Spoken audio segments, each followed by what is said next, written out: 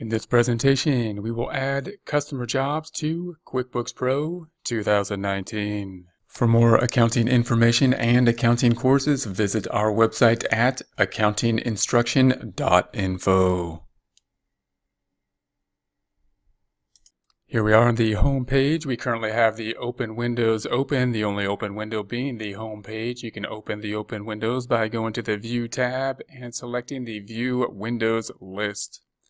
We're going to enter jobs for customers here. Jobs are going to be something that not every company will use, but can be very good for certain companies. For example, if we are a construction company, we might use jobs, a form of a job cost system. Jobs can help us to track costs, and jobs can help us to bill customers and create invoices.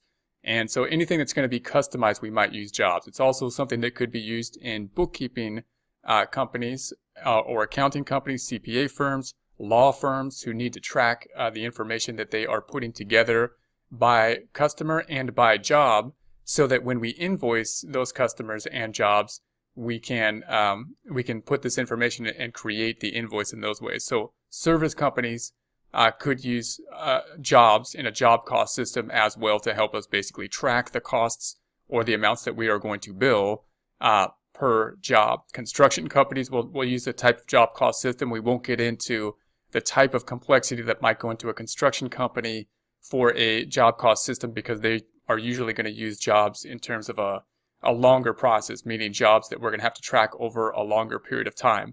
But we will see how to set up the jobs and how later we can apply certain costs to those jobs in a way to increase the billing, so that we can then use those in order to invoice customers.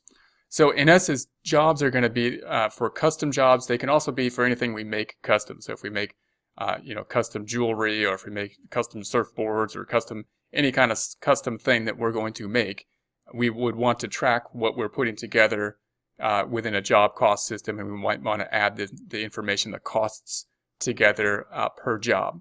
So we're going to do that within the accounts receivable. And what we're going to do is we're going to say, here's a particular customer, but we also are going to have a job related to that customer. So we can say, yes, we're billing this customer, but we're also billing for this particular thing, this customized thing that we worked on, whether it be a service, work we did, bookkeeping, law firm, time we spent, or whether it be some customized piece of inventory that we are putting together, a custom guitar, a custom jewelry, custom anything.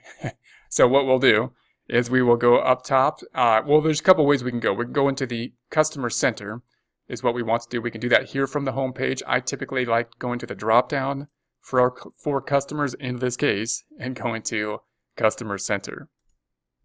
So we're going to start a job for two individuals. We got Jones and Sam the guitar man. And for our particular purposes, what we're going to do is we make guitars, and we also do service items on the guitar. So if we're doing some kind of maintenance, some kind of service a job like that, then we're going to set up the job for that case, for the service type of job that we're going to do. So if there's going to be some kind of work we're going to do on the guitar or some kind of thing like that, we're going to set up the job for that. So we're going to do that under Jones' name here. So it's really easy to set up the job. All we really want to do is say, hey, this is going to be job number something for Jones, that we can then apply the costs to, and then help us to generate, well, it could help us to track the costs, and it could also help us to generate the invoicing for a service company. It can help us track the costs if it was something that we're making typically, and if it's a service company, it usually tracks what we're going to help and create the bill with.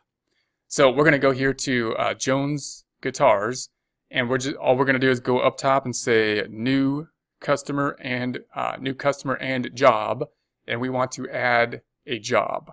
So we're going to add the job, and then we're just going to say that all we're going to do is name the job number. That's all we need. It's related to Jones. All the other information will already be filled out because it will be related to Jones. Now, of course, we don't have much filled out because we only filled out the company name.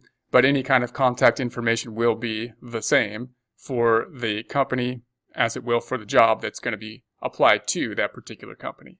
So we're just going to say the job number is 3005. And that's all we got to do. And we're just going to say, OK.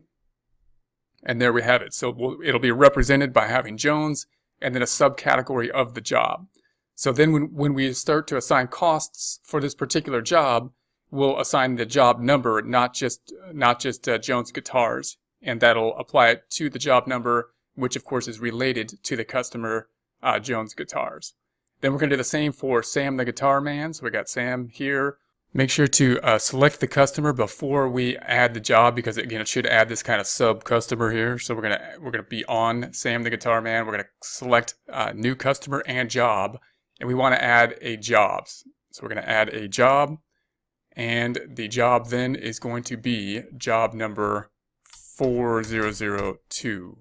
Now I'm gonna add the customer name here. I'm gonna copy it from the billing. Copy that. I'm gonna put that in the company name. Just so we have that. That should be there automatic. I mean, that we set up a quick setup, so it wasn't there at this time, but it should be something that should apply automatically. We can see the customer up top being Sam the Guitar Man here. So we're going to say OK. And once we do so, it should then give us this little sub account, Sam the Guitar Man. Now, if you make an error on that, if we didn't select the right customer, or we put it somewhere wrong, you can also right click on it and of course delete the item. So if you right click on this and delete the customer job, you can do so. Be very careful to going back at a later point in time and deleting. You don't want to delete anything that has anything applied to it. But if you had just set something up and it was wrong or something, you can delete it, or you can make the job inactive as well. If we double click on this item, we can say job is inactive, and that would probably be the safer way to go if you have any worries about it. And again, if there's any activity in it, we should have worries about it. And if you're going to do anything to it, it would be better to make it inactive than to delete it. And if you talk to an accountant and they want to, and there's still activity in it, then it'd be nice to have it not deleted, but being inactive. So we're going to close that back out. And those are the two jobs we can set up. So now what we're going to do is when we do service work for this particular company, we can do that work and we can apply that work to the job, which will help us to create invoices for which we can use to bill these customers based on the job and the work that we are doing.